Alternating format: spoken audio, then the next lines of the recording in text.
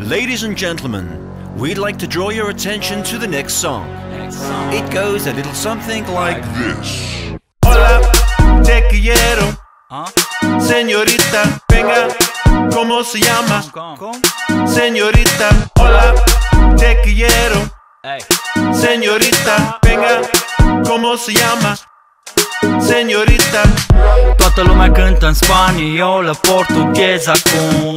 Toată lumea face single, nimeni nu mai scoate album. Așteaptă să dea un ton, câteva milii pe YouTube. Apoi o să vină la noi, o să vină la voi la bal în club. N-am niciun viitor, nu fac bancă, nu sunt lăsat de ego. N-am acordeon, n-am și eu tipego. Nu mă doare cura sau mă doare în cur de tot și beau o bere rece și trece. Adio radio că nu cânt ca așa. Hola, te quiero. Señorita, venga, ¿cómo se llama?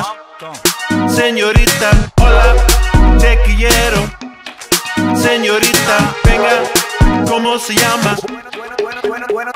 Buenos días, radios în România. Am decis să o ar latino să-mi plătesc chiria, că n-o să-mi bani altfel. De-aia m-am decis să iau un maricon pe refren gen. Habar n-am ce zic, dacă căcatul ăsta sigur o să prinde la public. Mai ales dacă o să-i fac și un clip în care mamazita o să dea din buric.